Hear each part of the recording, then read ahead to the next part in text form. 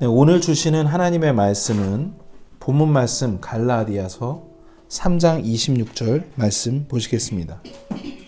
갈라디아 3장 26절 말씀입니다. 오늘 말씀의 제목은 종교인과 그리스도인입니다. 다 같이 읽도록 하겠습니다. 시작. 너희가 다 그리스도 예수님을 믿는 믿음으로 말미암아 하나님의 아이들이 되었나니. 좋습니까, 여러분? 너희가 다 그리스도 예수님을 믿는 믿음으로 말미암아 하나님의 아이들이 되었나니. 다. 여기 나오는 말씀의 대상은 갈라디아 교회 성도들에게 하신 말씀입니다. 구원받은 그리스도인들에게 너희가 어떻게 구원을 받았느냐? 예수님을 믿는 믿음으로 말미암아 하나님의 자녀가 되었다. 아들들이 되었다. 아이들이 되었다. 이렇게 표현하고 있습니다. 오늘 제목이 종교인과 그리스도인이라고 그랬죠. 종교인은 행위로 잘 보이려는 노예의 아들들과 같습니다. 노예의 아들은 노예의 아들입니다. 그러므로 노예의 아들은 똑같이 노예입니다. 그리스도인은 아버지를 누림으로 자유를 누리는 진짜 아들, 곧 하나님의 아들들입니다. 겉으로 볼 땐 비슷해요. 근데 그 열매를 봐서 틀리다고 주님께서 말씀하세요.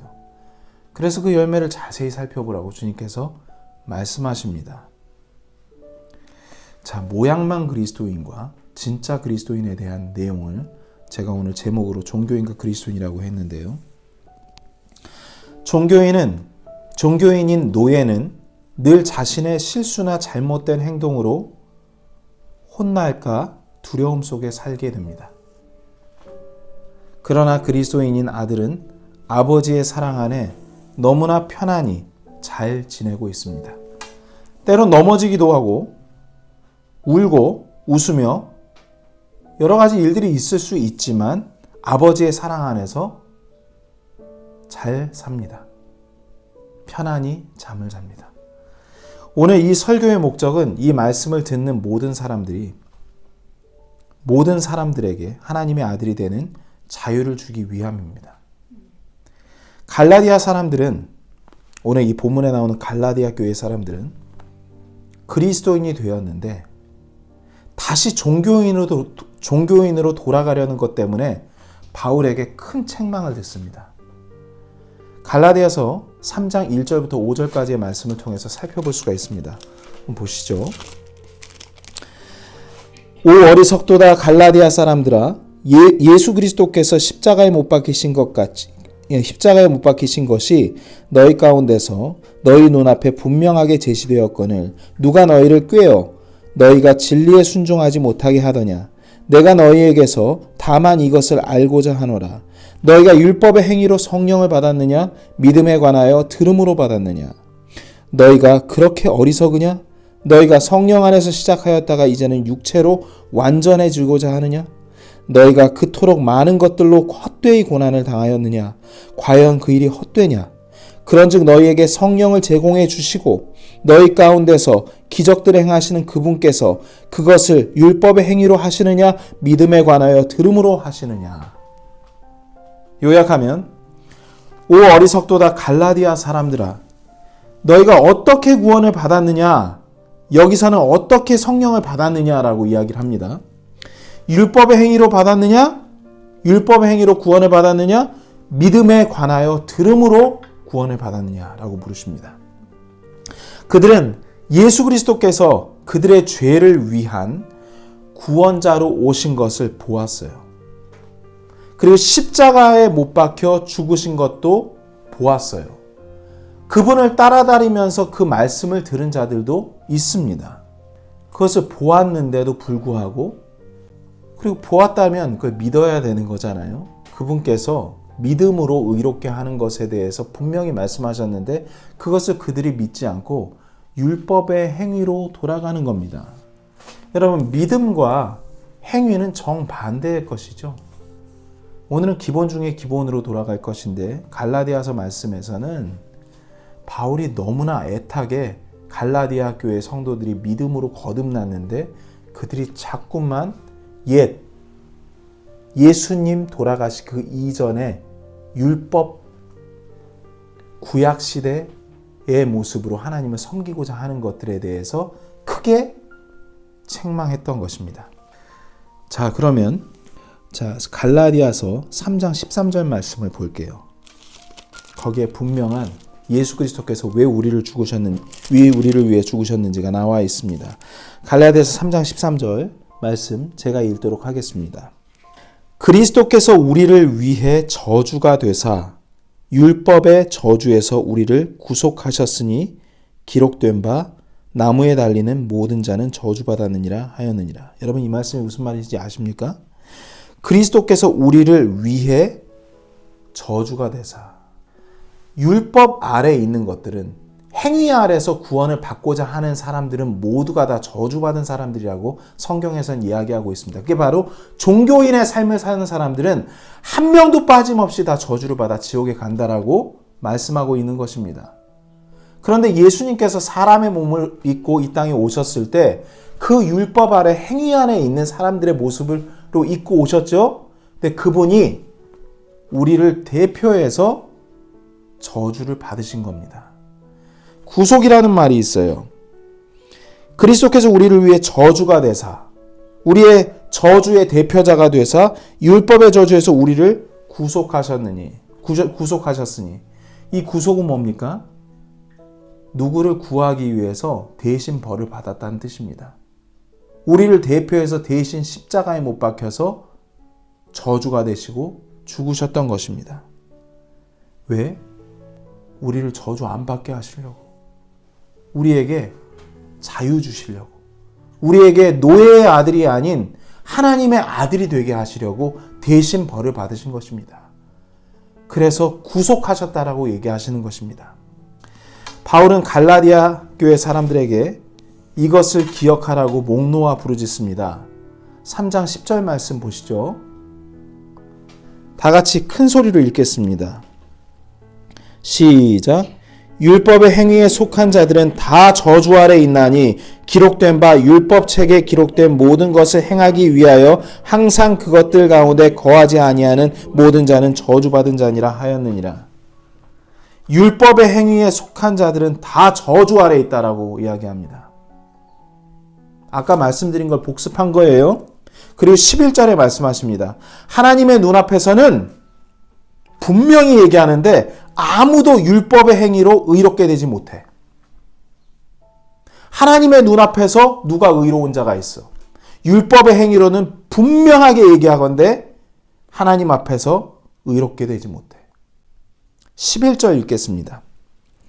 그러나 하나님의 눈앞에서는 아무도 율법으로 의롭게 되지 못할 것이 분명하니 의인은 믿음으로 살리라 하였느니라. 의인은 믿음으로 말미암아, 의인은 믿음으로 살리라. 이게 무슨 뜻입니까, 여러분? 믿음으로 의롭게 된다. 오직 믿음으로만 의인이 된다. 그런 뜻입니다. 행위로 의인이 되는 게 아닙니다. 하나님이 인정 안 하십니다. 오직 믿음으로 의인이 되는 것입니다. 갈라디아 사람들은 유대인입니까?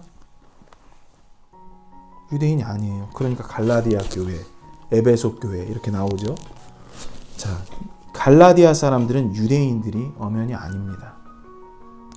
그렇다면 어떻게 갈라디아 사람들 같은 이방 사람들에게 예수 그리스도의 복음이 적용될 수 있을까요?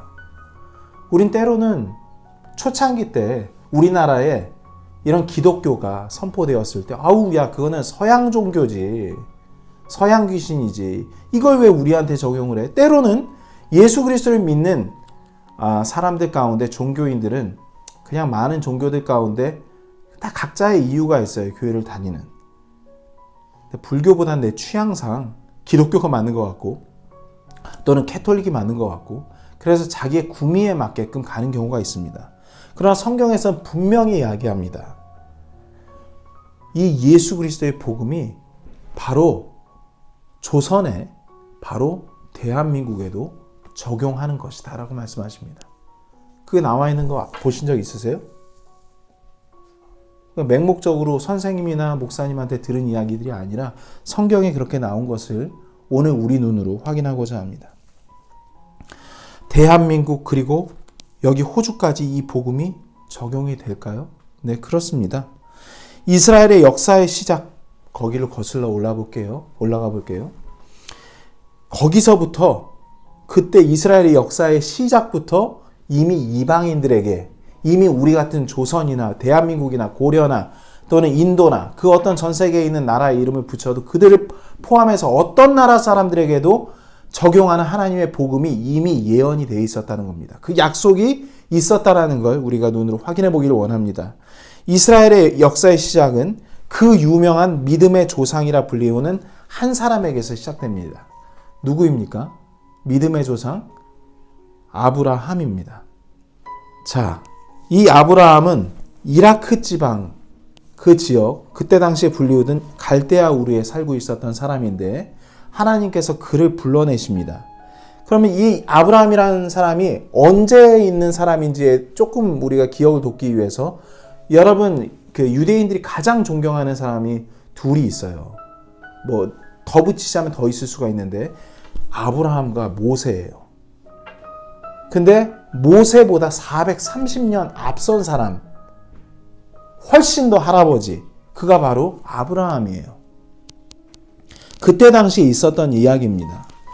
그래서 갈대우르에서 하나님께서 불러내십니다. 아브라함은 그러한 하나님의 음성을 듣고 하나님을 따르게 됩니다. 그리고 하나님께서 아브라함을 믿음의 시험을 하시죠. 아브라함의 아들 이삭을 제단에 바쳐라 했을 때 아브라함은 가차없이 하나님 말씀에 순종해서 그의 믿음을 하나님 앞에 보입니다. 그래서 하나님께서는 그의 믿음, 살아있는 믿음을 보시고 하나님을 믿음에 그를 의로운 자로 여기신 것입니다. 그래서 믿음의 조상으로 세워주신 거 여러분들께서 잘 아실 거예요. 우리 3장 6절 말씀이 갈라디아서에 아브라함에 대한 이야기가 나와 있습니다. 3장 6절 말씀 읽겠습니다. 제가 읽을게요. 중요한 것만 읽겠습니다. 이것은 아브라함이 하나님을 믿음에 그것을 그에게 의로 여기셨느니라 함과 같으니라. 그리고 그에게 7절에서 말씀하십니다. 7절 그런즉 믿음에 속한 자들이 아브라함의 자손이 될 것이라고 말씀하고 계세요. 7절에서 8절에서는 그 이유는 이교도들에게 기회를 주시려고 미리 복음을 선포하셨다고 말씀하고 계십니다. 네 안에서 모든 민족들이 복을 받으리라 말씀하고 계십니다. 그렇게 써있죠, 여러분? 그 9절 말씀, 이것은 아브라함의 복이 예수 그리스도를 통해 이방인들 위에 임하게 하고 또 우리가 믿음을 통해 성령을 약속으로 받게 될 것이라고 말씀하고 계십니다. 갑자기 예수 그리스도가 여기서 왜 나오죠? 구약시대 얘기하고 있는데 예수 그리스도가 나왔어요. 그러면서 우리는 이게 생각이 납니다. 창세기 22장 17절 말씀에 보면 하나님께서 이 말씀하세요. 내가 네게 복을 주며, 아브라함에게 말씀하세요. 내가 네게 복을 주며 또 네 씨를, 아브라함의 씨예요. 네 씨를 하늘의 별들같이 바다의 모래같이 번성하게 하고 번성하게 하리니. 잠깐, 이스라엘이요 뿔뿔이 흩어졌다가 지금 돌아온 지 100년도 안 됐어요. 얼추 따지면 70년 조금 넘었어요.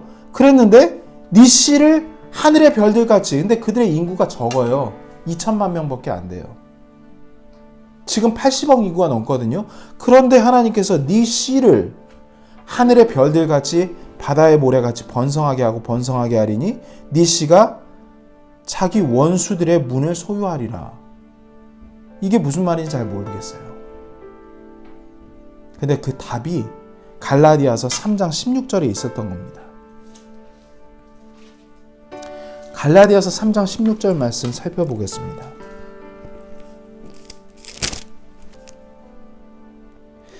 이제 그 약속들은 아브라함과 그의 씨에게 하신 것인데 그분께서 여럿을 가리키며 씨들에게 하지 아니하시고 하나를 가리키며 네 씨에게 하시나니 이 씨는 그리스도이시니라. 그 씨들이 유대인들 얘기하는 게 아니라 그 씨는 바로 예수 그리스도니라 라고 말씀하신 거예요. 이미 아브라함과 예수 그리스도를 통해 구원하시겠다라고 하는 그런 구원 약속을 하나님께서 벌써 이스라엘을 불러낼 때부터 계획하셨던 거고 그 이전부터 주님께서 디자인하셨다는 겁니다. 여러분 이게 얼마나 중요한 말씀인지 아시겠어요?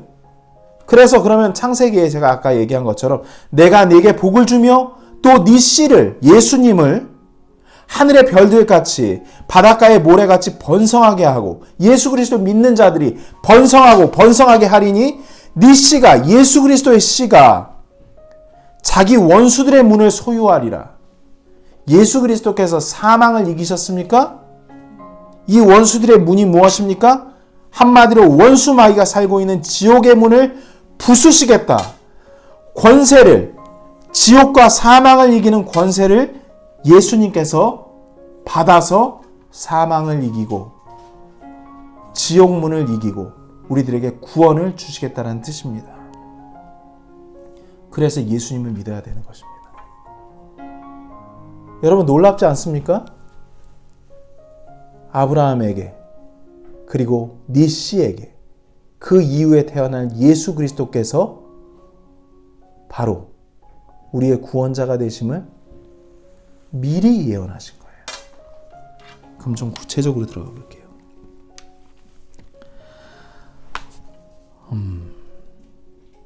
16절 이제 그 약속들은 아브라함과 그의 씨에게 하신 것 곧 그리스도 예수님이라고 말씀하고 계십니다. 왜 그냥 구약에서 멈춰 있으면 되는데 아브라함이 했던 것처럼 하나님의 믿음에 그를 의를 여긴 것처럼 그렇게 해서 하면 되는데 왜 굳이 예수님을 이 땅에 보내셨을까요? 이상하지 않나요? 왜 예수님을 보내셨을까요?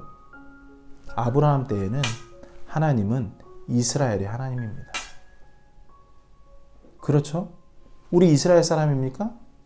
우리의 논제에서 벗어나면 안 되기 때문에 우리 조선 사람, 대한민국 사람, 호주 사람, 미국 사람 다 틀리잖아요. 그걸 이야기하기 위함이에요. 왜 굳이 예수 그리스도를 보내신 겁니까? 유대인들의 하나님이 아니라 이 전 세계 모든 사람의 하나님이 되시게 하기 위해서 예수 그리스도를 보내신 것입니다. 하나님, 모두의 하나님이 되게 하기 위해서 예수 그리스도를 보내셨는데 예수님을 이 땅에 보내신 것은 20절에 나와 있습니다. 20절 말씀 보시겠습니다. 하나의 중재자가 아니라 우리 모든 민족들의 중재자가 되시게 하기 위해 오신 것입니다. 20절 말씀 제대로 한번 읽어볼까요? 제가 읽겠습니다. 이제 중재자는 하나만의 중재자가 아니로되 하나님은 하나이시니라. 이제 중재자는 하나만의 중재자가 아니로되 하나님은 하나이시니라. 그러므로 예수님은 저와 여러분의 것입니다. 그 하나의 중재자는 유대인들의 예수님이 뿐만이 아니라 바로 전 세계 모든 분들의, 모든 사람들의 구원자인 것입니다. 왜 이러한 과정을 거쳐야 합니까? 바로 조상신을 섬기고 자연과 짐승들을 섬기던 이 세상에 있었던 모든 이교도들인 우리 같은 이교도들, 이방민족들을 구원하시기 위해서였습니다. 본문 말씀 26절을 보겠습니다. 제가 읽겠습니다. 너희가 다 그리스도 예수님을 믿는 믿음으로 말미암아 하나님의 아이들이 되었나니. 28절 넘어가죠. 거기에는 유대인이나 그리스인이 없고 매인자나 자유로운 자가 없으며 남자나 여자가 없나니 너희는 다 그리스도 예수님 안에서 하나이니라. 29절 너희가 그리스도께 속한 자면 곧 아브라함의 씨요 약속에 따른 상속자니라. 여러분, 여러분이 바로 아브라함의 자손입니다. 믿음의 약속의 상속자입니다. 그렇습니까? 아직도 이스라엘 백성들은 자신들이 아브라함의 자손이라고 자랑하고 있죠. 근데 성경에는 분명히 믿음의 조상 아브라함의 씨는 다 그리스도인 예수님 안에서 하나가 된 믿음의 사람들, 바로 우리가, 거듭난 우리가 아브라함의 씨요 약속에 따른 상속자라고 말씀하시고 있습니다. 왜? 우리가 그리스도께 속한 자이기 때문입니다. 고린도전서 15장 2절부터 5절까지의 말씀입니다. 그럼 어떻게 해야 구원을 받습니까? 무엇을 믿어야 구원을 받을 수 있습니까? 분명한 건 행위에 따른 것이 아니라고 바울이 이렇게 목 놓아 이야기한 건 알아들었는데, 그럼 무엇을 믿으면 헛되이 믿지 않고 바르게 구원을 받을 수 있는지 고린도전서 15장 2절부터 5절까지의 말씀 보시겠습니다. 제가 읽겠습니다. 너희가 만일 내가 너희에게 선포한 것을 기억하고 헛되이 믿지 아니하였으면 또한 그 복음으로 구원을 받았느니라. 내가 또한 받은 것을 무엇보다 먼저 너희에게 전하였노니 그것은 곧 성경 기록대로 그리스도께서 우리의 죄들로 인하여 죽으시고 묻히셨다가 성경 기록대로 셋째 날에 다시 살아나고 게바에게 보이시고 다음에 12제자에게 보이셨다는 것이라. 예수 그리스도께서 이 땅에 오셔서 우리를 위해 십자가에 못 박혀서 피 흘려 죽으시고 장사한 지 사흘 만에 부활하시고 제자들에게 보이시고 승천하신 것을 여러분 믿으십니까?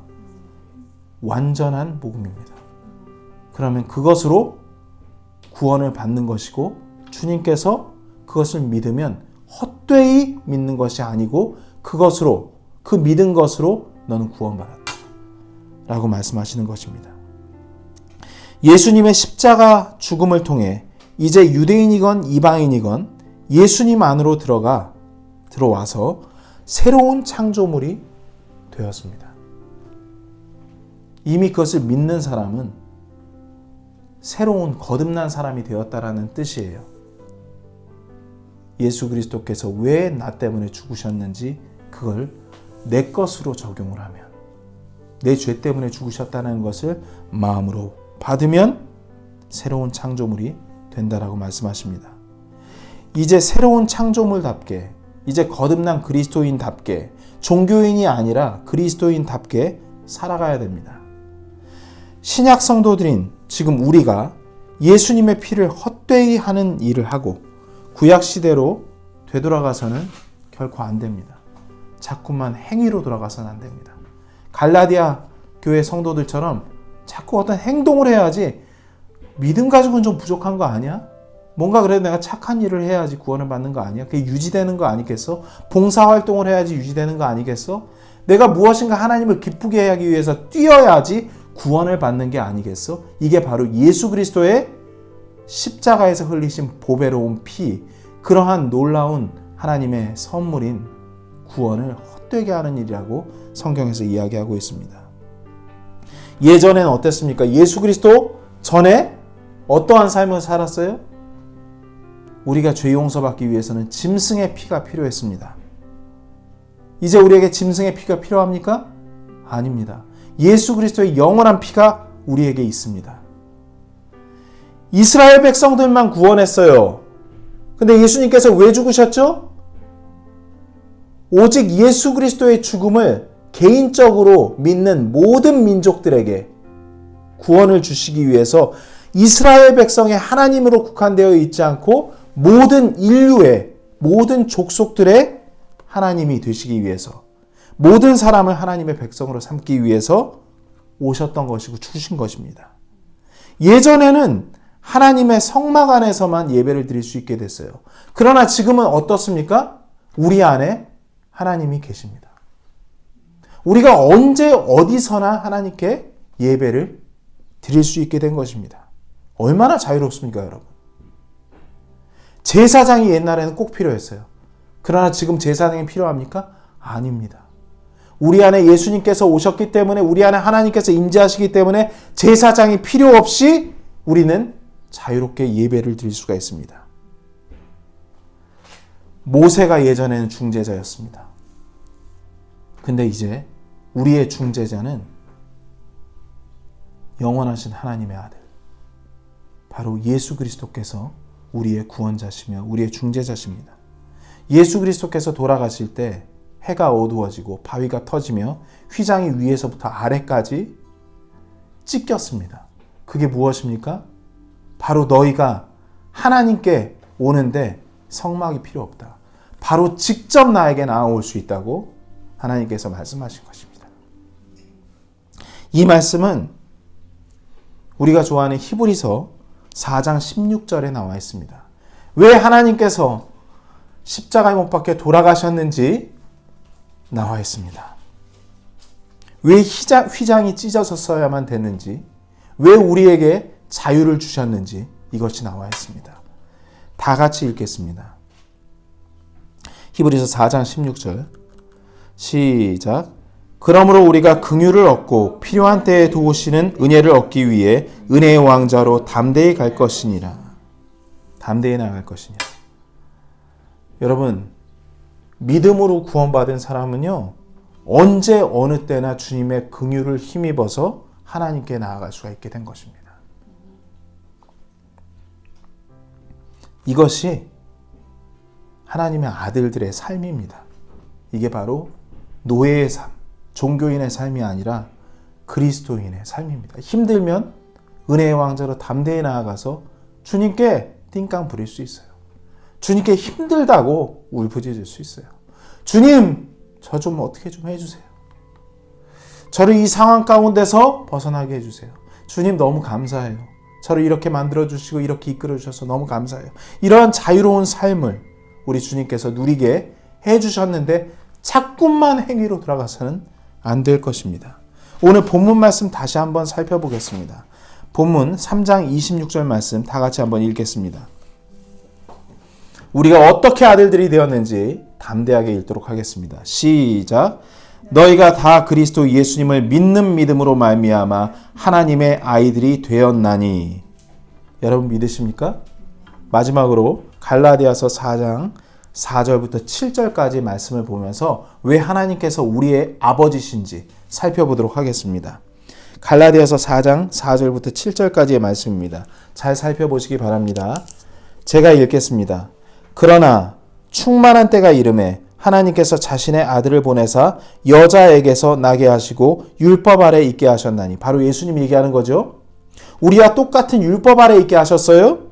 4장 5절입니다. 이것은 율법 아래 있는 자들을 구속하시고 대신 벌을 받아 그들을 구원하시고 또 우리가 아들로 입양되게 하려 하심이라. 그래서 돌아가신 것입니다. 6절.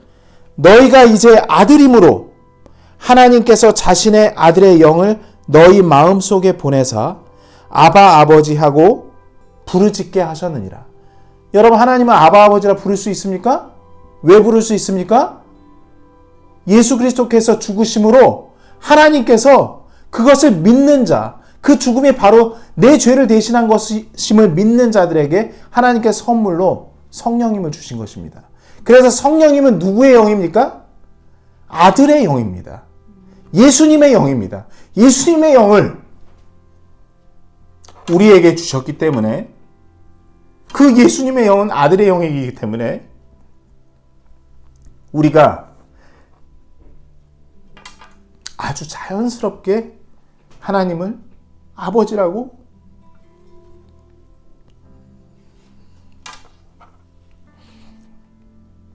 부를 수 있게 된 것입니다.